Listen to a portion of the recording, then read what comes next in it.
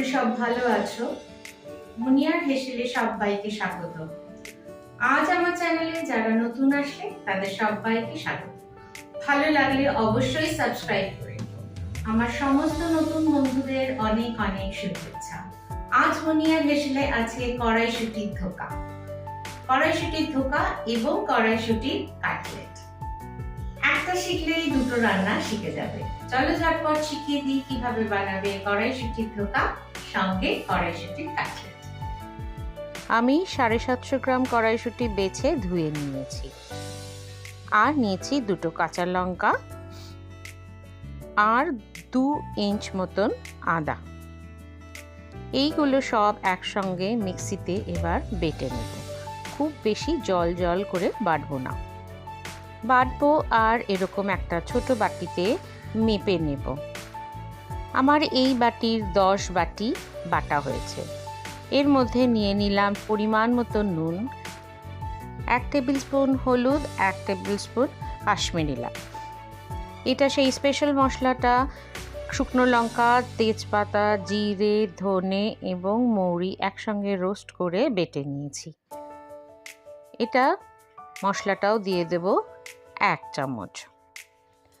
1 table spoon চিনি দিলাম আর 2টো কাঁচা লঙ্কা কুচি করে দিয়ে দেব। এটা স্বাদ অনুযায়ী।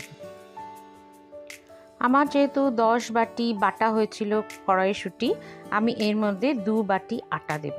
তার মানে 5:1। এই পরিমাণটা ঠিক রেখো, আর খুব বেশি জল দিয়ে কখনোই এটা বাটবে না। সমস্তটা খুব ভালো করে মিশিয়ে নিতে হবে। কড়াইতে 2 চামচ সরষের তেল দিয়ে দিয়েছি। গরম হতেই ছেড়ে দিচ্ছি সেই কড়াইশুঁটি বাটাটা। এটা ছেড়ে দিয়েই কিন্তু সঙ্গে সঙ্গে নাড়তে হবে। এটা ক্রমাগত নাড়তে হবে। লো টু মিডিয়াম ফ্লেমে এটা রান্না করবে। যদি লো টু মিডিয়াম ফ্লেমে এটা রান্না করো, মিনিট 20 লাগবে পাক আসতে। লোতে রেখে একটা জরুরি কাজ সেরে নেব। একটা স্টিলের বাসনে আমি একটু সর্ষের তেল মাখিয়ে রাখলাম। এটা যে কোনো প্লেটে মাখিয়ে রাখতে পারো। 20 মিনিট মতন হয়েছে। দেখো মিশ্রণটা কেমন আবর্তন এসে গেছে, কড়াই থেকে ছেড়ে যাচ্ছে, আর সেই জলীয় ভাবটা একদমই নেই। গরম অবস্থাতেই প্লেটের উপর দিয়ে দিচ্ছি এবং একটা খুন্তি দিয়ে চেপে চেপে এটাকে সোজা করব। খুব বেশি কিন্তু পাতলা করে ফেলবে না, মোটা একটু হতে হবে। দেখো এই রকম মোটা হলেই চলবে। এবার এটাকে ঠান্ডা হতে দিতে হবে। সম্পূর্ণ ঠান্ডা না হলে কিন্তু কাটা যাবে না। এইরকম একটা প্লেন ধারওয়ালা ছুরিতে তেল মাখিয়ে নিতে হবে। এবার নিজের পছন্দ মতন শেপে কেটে নাও। আমি এইভাবে কাটছি, তোমরা কিন্তু চৌকো চৌকো করেও কাটতে পারো। এই শেপে কাটলে কাটলেটটা দেখতে ভালো হয়, ধোকাটাও দেখতে খুব ভালো হয়।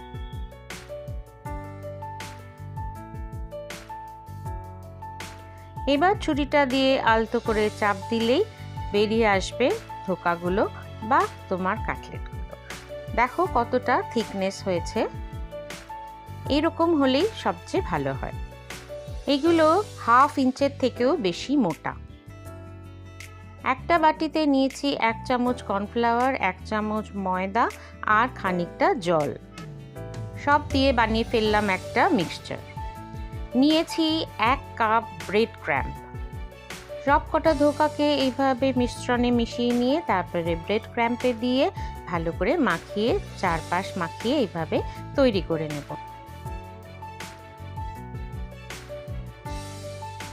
কাটলেটটা ভাজার জন্য আমি সর্ষের তেল নিলাম। গরম হলেই একটা একটা করে ভেজে তুলে নেব।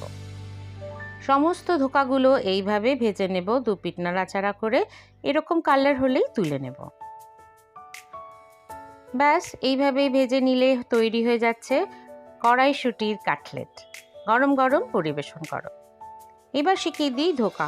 ধোকাটা আমি সাদা তেলে করছি, তোমরা ইচ্ছা করলে সর্ষের তেলেও করতে পারো। ফোড়নে লাগবে দারচিনি, লবঙ্গ এবং ছোট এলাচ। এগুলো একটু থেতো করে নেব। ফোড়নে প্রথম দেব জিরে এবং গুঁড়ো মশলাগুলো, তার উপর দিয়ে দেব টমেটো। ফোড়নগুলো যেন পুড়ে না যায়, টমেটোটা রেডি রেখো। টমেটোটা সাতলাতে হবে যতক্ষণ না নরম হয়। এবার দেবো 1/2 চামচ হলুদ, 1 চামচ কাশ্মীরি লঙ্কা এবং 1 চামচ জিরে গুঁড়ো। তেল না ছাড়া পর্যন্ত সাঁতলাতে থাকবো। তেল ছেড়ে এসছে, দিয়ে দিলাম পরিমাণ মতন জল। এই সময় পরিমাণ মতন নুন চিনি দিয়ে দিতে হবে। 1 চামচ আটা 2 চামচ জল দিয়ে একটা পেস্ট বানিয়ে নিলাম। গ্রেভিটা ফুটে উঠেছে, এটা ঝোলের মধ্যে দিয়ে দেব। এর ফলে গ্রেভিটা ক্রিমি হবে ও স্মুথ হবে। গ্রেভিটা টকবক করে ফুটছে, এবার সব কটা ধোকা ছেড়ে দেব। এবার আলতো হাতে নেড়ে ছেড়ে দেব যাতে সব কটা ধোকা গ্রেভির মধ্যে ডুবে যায়। এবার ফুটে উঠলেই ঘি দিয়ে নামিয়ে নাও। গরম গরম লুচি, রুটি কিংবা পরোটা দিয়ে পরিবেশন করে সবাইকে তাক লাগিয়ে দাও। আমাদের কড়াইশুঁটির ধোকার ডালনা রেডি। কেমন লাগলো জানিয়ে অবশ্যই কমেন্টস করে। কড়াইশুঁটি থাকতে থাকতে সবাই বানিয়ে ফেলো কড়াইশুঁটির ধোকা এবং কড়াইশুঁটির কাটলেট, যে কোনো একটাও বানাতে পারো। ভালো লাগলে অবশ্যই সাবস্ক্রাইব করে দিও, লাইক করো, কমেন্টস করো এবং শেয়ার করো। এইভাবেই আমার পথ চলার সাথী হয়ে থাকো। ভালো খাও, ভালো থাকো।